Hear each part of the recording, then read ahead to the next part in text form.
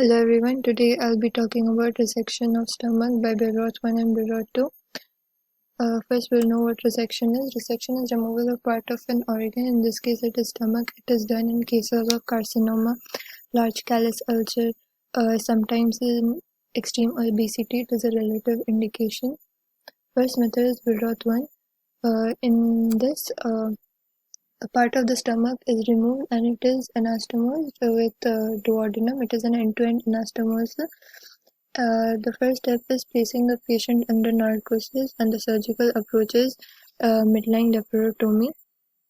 Then the gastrohepatic and gastrocolic ligaments are divided and the ligation of right and left gastroepiploic artery and ligation of the right gastric artery is done, and the opening of gastrohepatic ligament is done and it is divided between two clamps. Next is the mobilization of duodenum by Kocher's method, as you can see in the picture. After that, the ligation of the left gastric artery is done. Before the ligation, a clamp is placed on the duodenum, first portion of duodenum, and an artery clamp is placed on the pylorus, and the duodenum is divided. Then the left gastric artery is ligated. After the ligation, a artery clamp is placed on the portion adjoining the greater curvature, and another is placed on the portion of stomach adjoining the lesser curvature. These two lie in such a way that they cover the entire circumference of the stomach, and then a ceremuscular suture line is made between duodenum and the portion of stomach which embraces the greater curvature. After that, an intestinal clamp with rubber tubing is applied to the stomach behind the sutured line, and the closing of upper portion of the stomach is done, as you can see here in the picture. Then after that, the suturing is done. First is the mucosa stitching of both the anterior and posterior lips of stomach and duodenum, and then a serous suture is applied on the stomach and duodenum, and then after that the suture is continued further upward to cover the upper portion of stomach, and after that V-shaped suture is done between junction of the upper and lower angles of the stomach and duodenum to reinforce it. Next method is the Billroth 2. In this, part of the stomach is removed and it is anastomosed with the side of jejunum. It is an end-to-side anastomosis.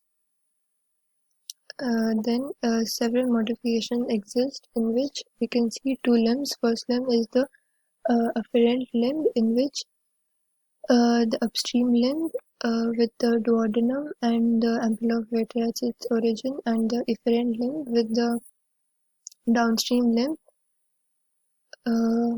with ileocecal valve at its ending. It may be antececal or retrocecal. Anti if the jejunum lies anterior to transverse colon, and retro if it lies posterior to transverse colon. The first modification is the Hofmeister modification, in which the initial steps are the same as Billroth 1. Then after that, we will divide the the duodenum from the stomach by placing a pair clamp. Then after that, as you can see here in the picture, the cut end of the duodenum is sutured by over the clamp method to the pancreatic capsule and causing it to lie retroperitoneally.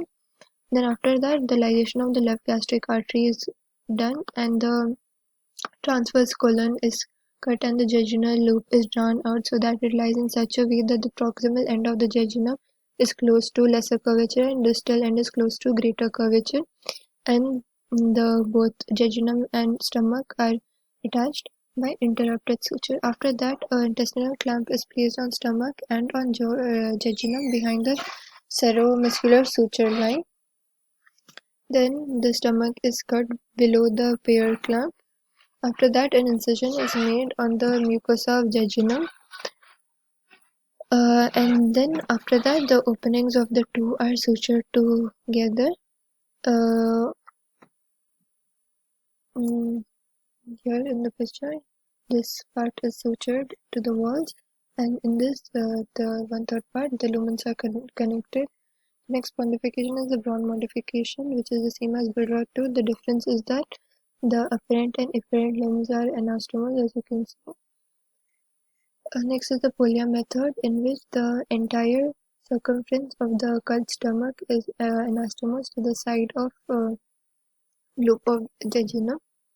Next is the Roux-en-Y anastomosis, in which it is an end-to-end anastomosis. You can see two limbs. First limb is the proximal segment of stomach and the distal part of small bowel, and the next is the cut part of the stomach and the remaining duodenum, which is anastomosed to the jejunum. In this, the bile passes to the below-pancreatic limb and the food is passed to the Roux limb. And due to these two methods, Billroth-1 and Billroth-2, some complications may occur like dumping syndrome, afferent limb syndrome. Dumping syndrome happens when the limb within the food passes through fast to the GIT, causing some symptoms like weakness, dizziness, vertigo, etc. Thank you.